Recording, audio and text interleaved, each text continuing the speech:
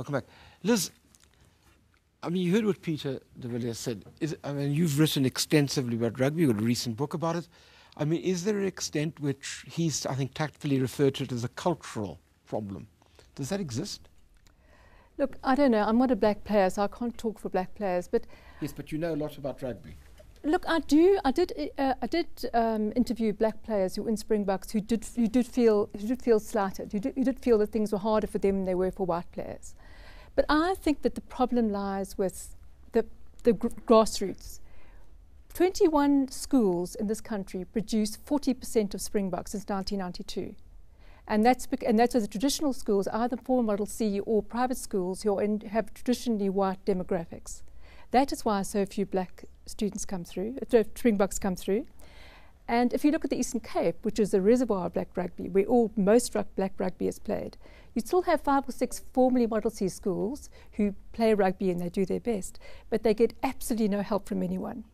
So can I just give an example here yes. of, in 2010, Dale Junior, under 13A, played Bishops, and they beat them 50-0.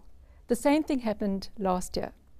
Now, Bishops has virtually the same sort of facilities as Peter had with the Springboks. You know, they have every possible bit of help because they're so rich. Yeah, yeah. Whereas Dale, by comparison, basically the teachers double as coaches. Bishops has produced 6 Springboks. Dale has produced 3. So given how much incredible talent there is at Dale compared to Bishops, it can only be a question of resources. So I went to the Dale Queen's Derby, and I spoke to the coaches, spoke to the players, spoke to teachers, and what it boils down to is that the boys don't get enough to eat. Now I have to say, this just really infuriated me, because what the coaches said to me, we've got the talent, we've got the passion, we've got fantastic boys who are totally dedicated, but the guys get fed bread 3 times a day, so they can't build up the necessary muscle which you need for, which you get through protein. So this has seemed to be absolutely criminal, I have to say, very embarrassing for everyone involved in rugby and sport in South Africa. That's a shocking story. It is a shocking story. But the other thing is their facilities, they have 1 full-time coach, and they have a very basic gym. So, and just for the boys to get to practice and back, it is a huge hustle. They've got to hustle for taxi money.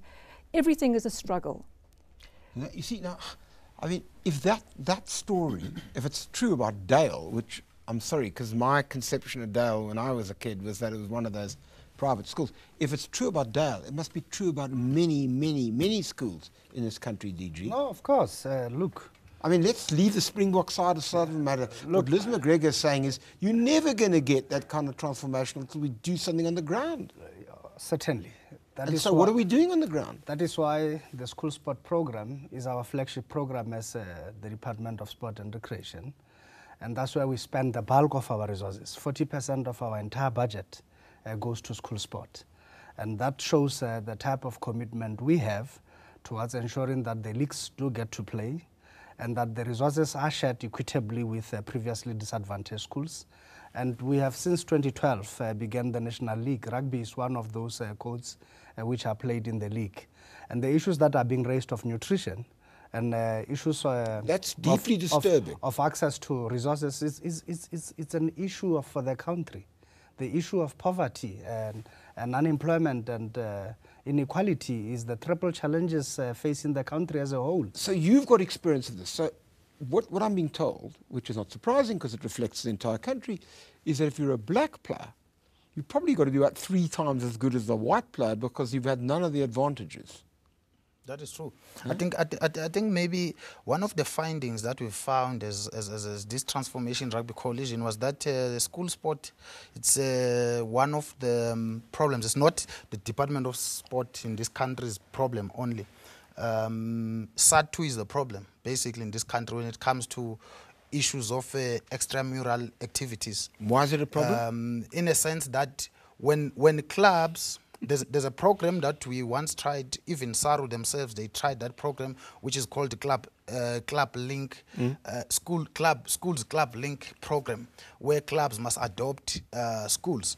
When clubs approaches schools, then you're going to get told by a school principal that no, teachers wants to get compensated or get paid for sports to take place in the rural schools or township schools, which is a problem.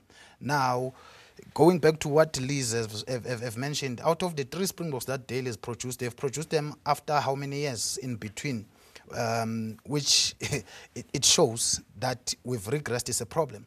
It is a problem. When you say regressed, because Peter de Villiers also, I want to go back to him on that too, but if I just want to push you, what do you mean regressed? Okay. That means to some extent we've got worse, not better.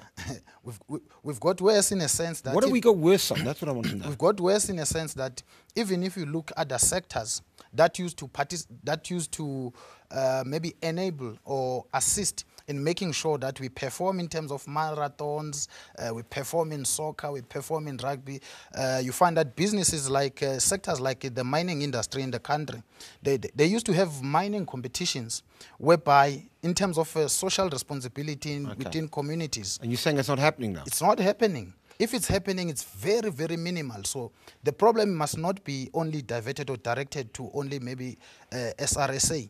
The problem, we need to tackle this problem as South Africans, black business, white business, everyone, to sort out this mess. Peter, can I just ask you on this before I take a break?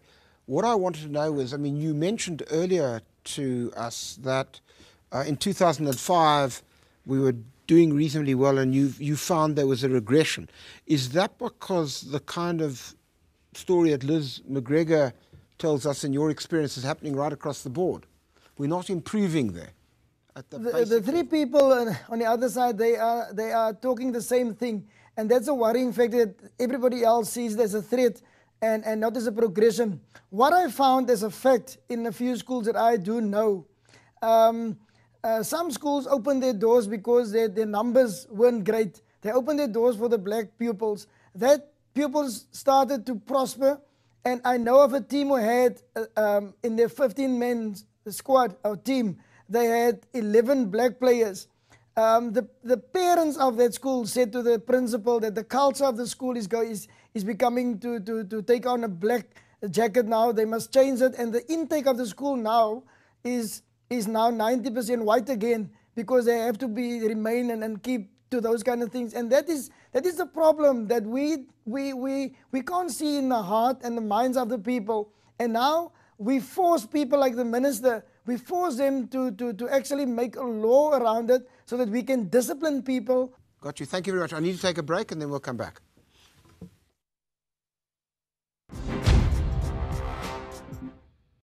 News that moves. ENCA.com.